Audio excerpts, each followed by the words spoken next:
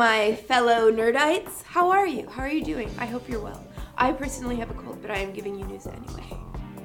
Welcome to a show I like to call... Trying to make it interesting, failing every time. Communicator on. So let's start out with some movie news, guys. There's a new Dark Knight Rises poster. It's called the teaser poster, and it shows Bane walking away from a cracked Batman mask. It's really super cool, but it has many of us wondering, is Christopher Nolan going to kill Batman in the next movie? I'm wondering if he is. And I have to say, I think it would be great. He would be able to handle it really well, and it would be really, tearjerkery and amazing. He's gonna be finished directing these movies when he's done, so why not? It's not like no one else is gonna revive Batman and do it again with other actors in a year and a half. That's probably gonna happen, right? What do you guys think? Batman dead? Thumbs up or thumbs down? Let me know in the comments. Also in movie news, there is a Starship Troopers remake in the works.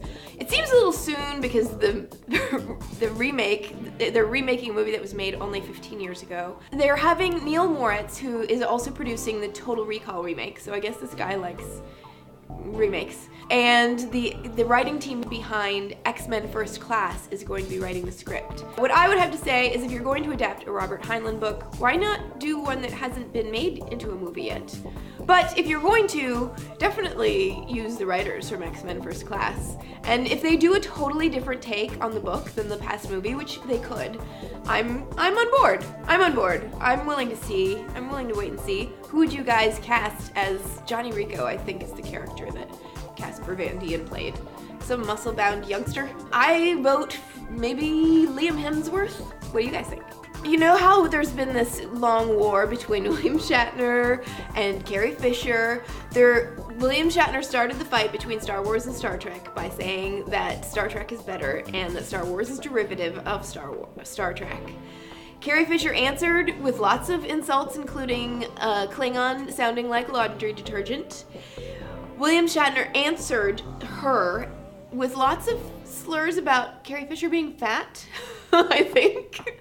Whatever, they're both kooky. This has been really fun. But George Takei, at the urging of Roger Ebert, has put out a video brokering the peace between the two and asking them to come together in the name of Star and just be nice to each other. So I'll give you a link to that too. It's super fun. In podcast news, I guess? There's a really good J.J. Abrams podcast over at The Nerdist. He talks about everything from working with Spielberg to The Twilight Zone to Felicity's past, which is super exciting to me because I love Felicity as much as the Star Trek. So if you want to hear all about JJ, go and listen to that podcast. It's really good. In comic book news, the last complete unproduced work by Jim Henson has been turned into a graphic novel. It was never turned into a movie because he was going to direct the movie, and it's supposed to be due in stores on December 14th in comic book stores, and then it's coming out in regular bookstores in January. I'm really excited. I can't wait to see this comic. I'm a huge fan of his, and apparently this is more in the line of the Dark Crystal and less in the line of the Muppets, which is totally fine with me. I'm fans of both, but love Dark Crystal, of course. So maybe we can all get that as a holiday nerd present. That's what I'm asking for. That's what I want. Give me that. News. In science news, you know that old joke, how do you get to Carnegie Hall? And the answer is practice, practice, practice. Well, people might not be telling that joke very much anymore pretty soon because new research suggests that we can learn how to play the piano without practicing. Scientists in Japan have recently discovered that through a person's visual cortex, with a funny version of an MRI, you can match patterns that have previously been set by someone else's brain, and then you would know something that this other brain already knows, like how to play the piano, or how to do a ballet, or all these other kinds of things. Isn't that interesting?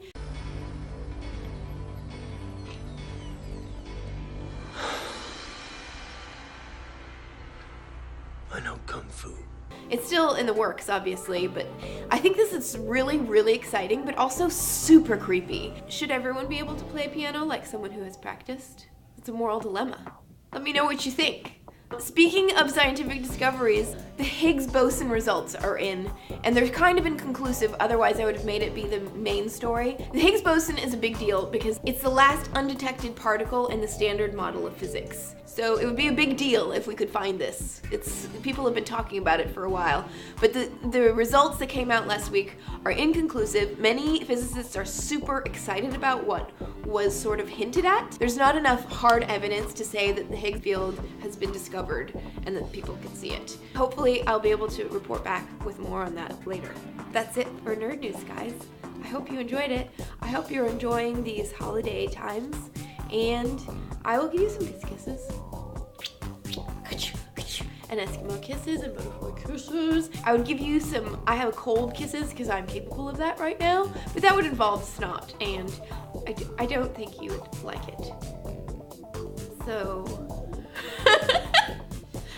then you'll just get a bye instead.